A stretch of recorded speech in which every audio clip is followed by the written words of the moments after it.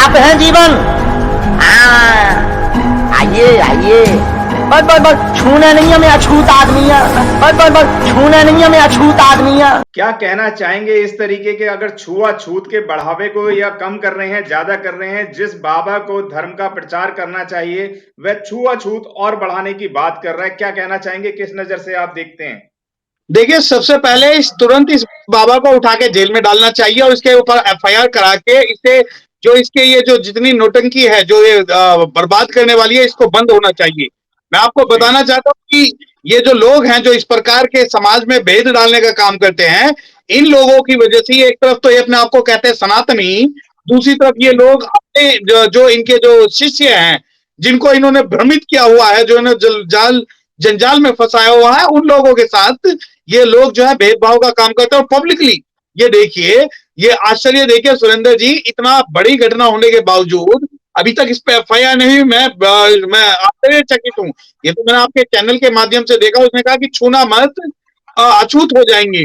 अब ये बात, इतनी बड़ी बात होने के बाद भी ये जो ये भागेश्वर धाम करके है, वहां के एक बाबा हैं, तो ये देखिए, अब भारत सरकार या राज्य सरकार को तुरंत इस मामले पे संज्ञान लेके एफआईआर करनी चाहिए थी, परंतु नहीं हुई। अब अगर हम बात करते हैं कि क्या अपराध बनता है, तो SC/ST एट्रोसिटीज एक्ट के अंदर में सेक्शन 3 और सेक्शन 1 के अंदर में अपराध बनता है और गैर जमानती जो है धारा लगनी चाहिए थी और जेल जाना चाहिए था।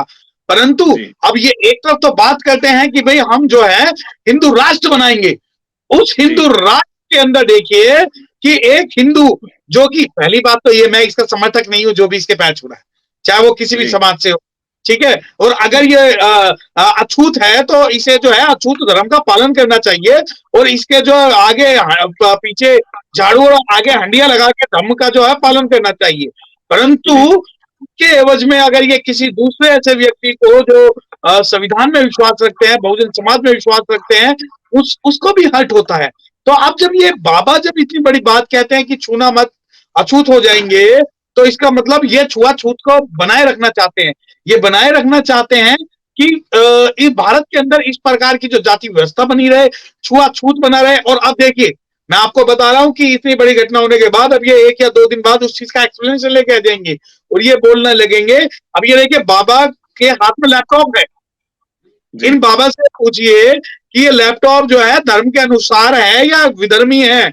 और दूसरी बात, जब ये कहते हैं कि उस व्यक्ति को बुलाओ, तो ये जानते थे कि वह व्यक्ति जो है अनटचेबल कम्युनिटी जिसे बोलते हैं उससे संबंधित रखता है, जो कि संवैधानिक रूप से भी गलत है, कानूनी रूप से भी गलत है, सामाजिक रूप से भी गलत है। और मैं बताना चाहता हूं, इसके जैसे बाबा ही हैं जो आगे चल के आसाराम बनते हैं और राम रहीम बनते हैं।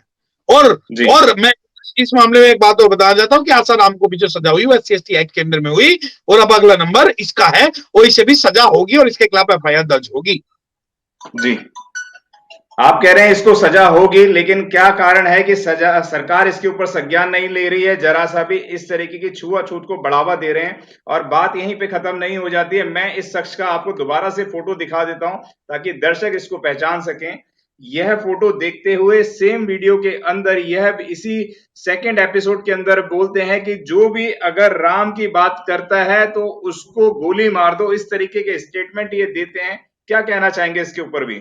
देखिए, जो व्यक्ति, कोई भी व्यक्ति हो जो इस प्रकार के भारत में भड़काने का काम कर रहा है और दुर्भावना फैलाने का काम कर रहा है, उस व्यक्ति को कानून के हिसाब से बिल्कुल सजा मिलनी चाहिए और उस व्यक्ति का विरोध होना चाहिए। परंतु दुर्भाग्य यह है कि जिस कम्युनिटी को ये बोल रहा है वो कम्युनिटी ही इसकी गुलामी कर रही है।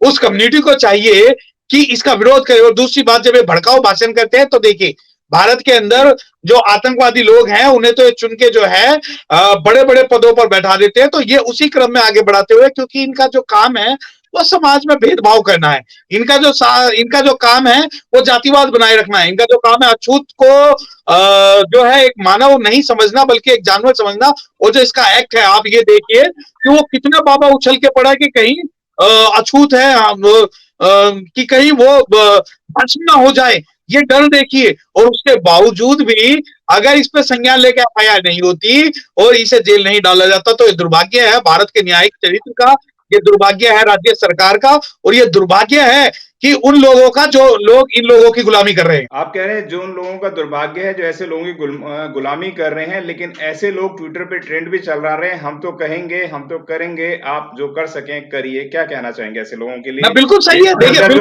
देश के अंदर जो बिल्कुल सही है, बुलडोजर बिल्कुल चलाने की सही बात है। करता है, जो हिंदू और मुसलमानों के अंदर वो कहते हैं कि आप अपनी रक्षा के लिए अस्त्र रखिए, भाला रखिए, और अगर ये भी नहीं होता है तो आप बंदूक रखिए, और जो आपके महादेव को या जो आपके भगवान को कुछ गलत कहता है तो आप उसके ऊपर दाग दीजिए।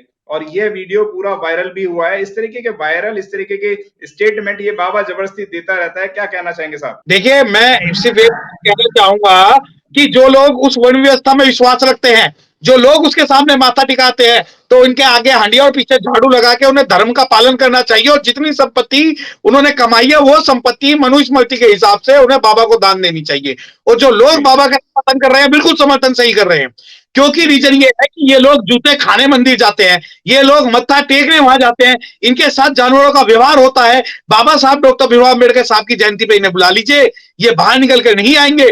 परंतु अगर उन्होंने कोई टोना टोटका बता दिया और हजारों रुपए का कोई उपाय बता दिया तो ये उस पर खर्च कर लेंगे, परंतु ये बाबा साहब की बात नहीं करेंगे। तो जब वो लोग बाबा के समर्थन में खड़े हैं, तो आप अगर अपने आप को धार्मिक गुलाम मानते हो और अपने आप को शूद्र मानते हो, तो आपको उस धर्म का, उस व्यवस्था का, उस शूद्र का पालन करना चाहिए व्यवस्था के हिसाब से, कि ये इनका जो कद है, इनकी जो वन व्यवस्था का जो लेवल है, वो लेवल ऊपर उठ जाएगा इनकी गुलामी करने से, इनके पैर छूने से।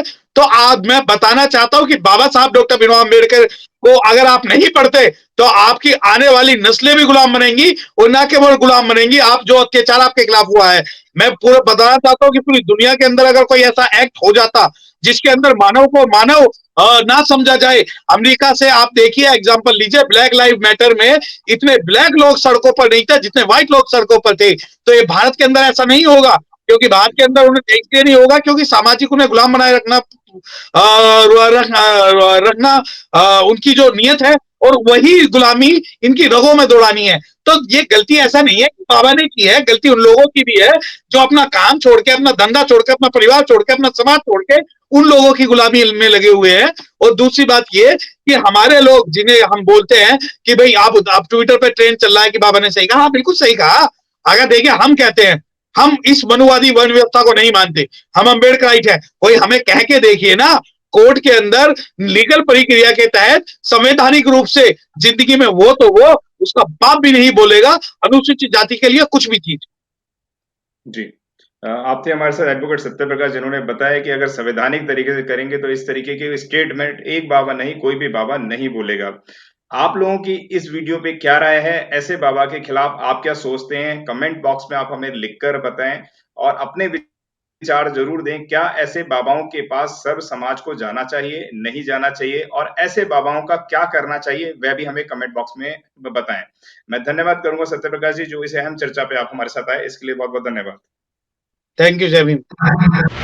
अगर आपने अभी तक हमारा चैनल सब्सक्राइब नहीं किया है तो सब्सक्राइब करें और घंटी का बटन बिल्कुल भी दबाना ना भूलें, ताकि सभी लेटेस्ट खबरें पहुंच सकें आप पे सबसे पहले।